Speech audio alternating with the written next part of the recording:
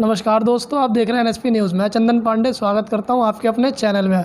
हमारे साथ मौजूद है सुप्रीम कोर्ट के वरिष्ठ advocate doctor AP Singh ji, जो राम मंदिर का जो केस चल रहा था उसमें भी ये वकालत की है इन्होंने।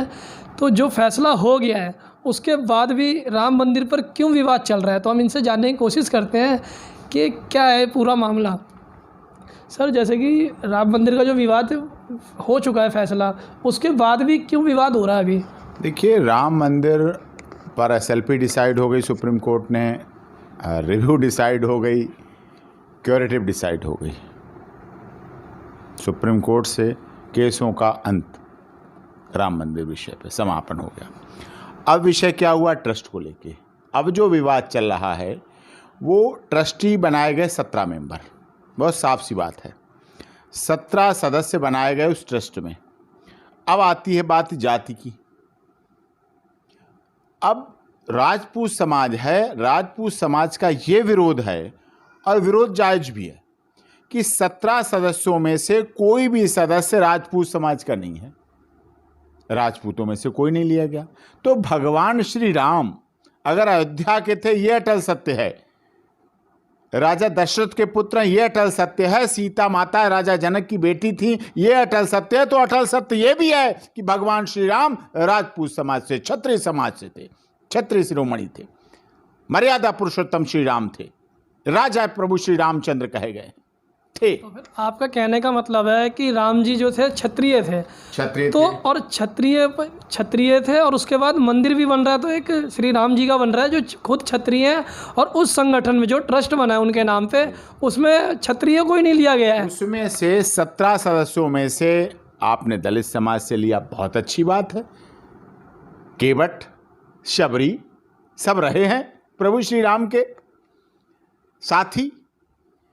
ब्राह्मण समाज लिया आपने, वशिष्ठ, मुनि वशिष्ठ सब ब्राह्मण समाज के रहे। मुनियों के बिना प्रभु श्री राम ने कभी कोई जीवन में काम नहीं किया। इतिहास बताता, रामायण बताती है, अयोध्या बताता, सरयू बताती है, सब कुछ है, वो रखा आपने। तो साथ में क्षत्रिय समाज का भी ऐसा प्रतिनिधि, अयोध्या का, वहाँ के पास का क्षत्रिय समाज का कोई ऐसा वर्तमान संगठनों में से कोई एक लीडर, कोई ऐसा पूर्व राज्यपाल, कोई ऐसा पदों पर रहा हुआ न्यूट्रल व्यक्ति, निष्पक्ष व्यक्ति, बहुत ही ईमानदार व्यक्ति, बहुत ही धर्मनिष्ठ व्यक्ति, धर्म को मानने वाला व्यक्ति, धर्म पर चलने वाला व्यक्ति, ऐसा क्षत्रिय समाज से कोई क्षत्रिय शिरोमणि ऐसा तो है नहीं। पूरे देश में क्षत्रिय शिरोमणि कोई रहा नहीं, किसी को सदस्य नहीं बनाया जा सकता उसका।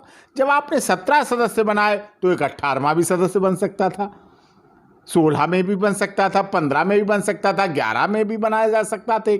एक सदस्य, कम से कम एक सदस्य तो होने तो और भी चाहिए, होने तो समानता के आधार पर चाहिए, होने चाहिए।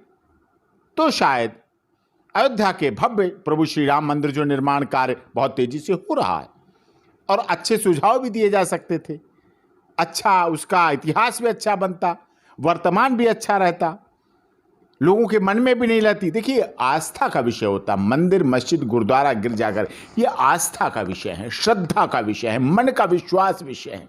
इसमें कानून की बात नहीं आती है, विश्वास की। माता सीता ने जब लंका से आई तो अग्नि परीक्षा दी। अयोध्या वाला नहीं था कोई, लेकिन अग्नि परीक्षा दी। देवताओं ने देखा, सबने देखा। लेकिन जब वही विषय अयोध्या की जनता में उठने लगा, प्रजा में उठने लगा, कि सीता माता के चरित्र पर आरोप लगने लगा जनता के द्वारा अयोध्या की, तो उन्होंने जनता की संतुष्टि के लिए, प्रजा की संतुष्टि के लिए, अपने देश की प्रजा के संतोष के लिए, उसमें कोई असंतोष ना लगे, मन में हो दुख ना लगे, कोई व्यक्ति नहीं।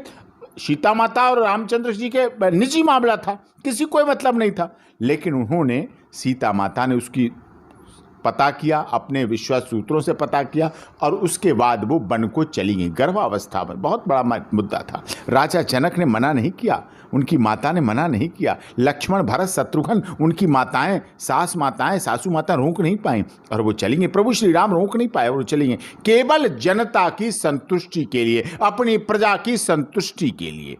तो आज जब विषय आ रहा है ऐसा, और उसके बाद जब उन्हें परीक्षा के लिए देना पड़ा तो धरती फटी और सीता समा गई। देखा सबने, इतिहास का विषय है, सब जानते हैं। तो ऐसे प्रभु श्री राम और माता सीता, जानकी माता का मंदिर जब बन रहा है, भव्य मंदिर बन रहा है, तो ऐसे ट्रस्ट में यदि क्षत्रिय समाज के व्यक्तियों का, क्षत्रिय समाज के शिरोमणि का, मैं किसी एक व्यक्ति का नाम नहीं ले रहा, जिसे सरकार समझे, जिसे योग्य समझे, जो इस पर कसौटी पर खरा उतरे, एक कसौटी बना लें, उस कसौटी पर जो खरा उतरे उसका नाम शामिल करें, जिससे कि वो भी खुश हो कि एक समाज, आप उनका मंदिर निर्माण कर रहे हैं। प्रभु श्री राम को भी तो दुख होगा जब वहाँ मूर्ति पर प्राण प्रतिष्ठा होगी, मंदिर में होगे, भव्य समारोह होगा, भव्य कार्यक्रम होगा, पूरी दुनिया देखेगी, पूरी दुनिया आएगी जाएगी। और निश्चित मानिए अयोध्या का प्रभु श्री राम का मंदिर दुनिया के सबसे बड़े मंदिरों में से होगा। इतनी बड़ी व्यवस्थाएं होंगी, योगी जी, मोदी जी इतने लगन से, इतने मन से कार्य कर रहे हैं, तो उस मन और लगन में अगर थोड़ा और बढ़ा के इसमें भी किया जाए, जिससे कोई किंतु परंतु खत्म हो जाए, ये होना चाहिए। और क्षत्रिय समाज को भी इससे संतोष मिलेगा, नहीं तो मुद्दा रहेगा, विवादित रहेगा, विवाद बना रहेगा। और मंदिर जैसे कार्य में विवाद नहीं होना चाहिए। निर्विवाद रूप से मंदिर का निर्माण होके, निर्विवाद रूप से मंदिर की स्थापना और प्राण प्रतिष्ठा होके, निर्विवाद रूप से मंदिर को आगे लोगों की भक्ति और श्रद्धा का केंद्र बनना चाहिए। अगर उस ट्रस्ट में अगर क्षत्रिय समाज को नहीं रखते हैं, नहीं नाम लेते हैं, तो आप आगे क्या करने वाले हैं?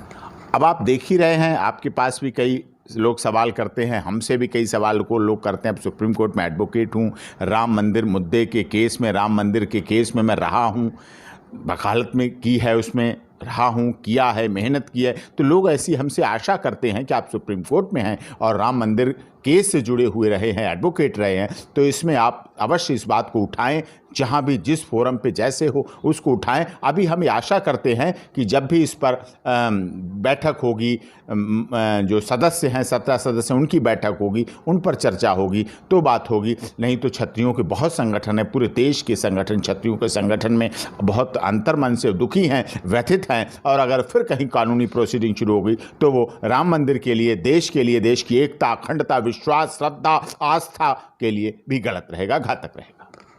धन्यवाद सर आपका।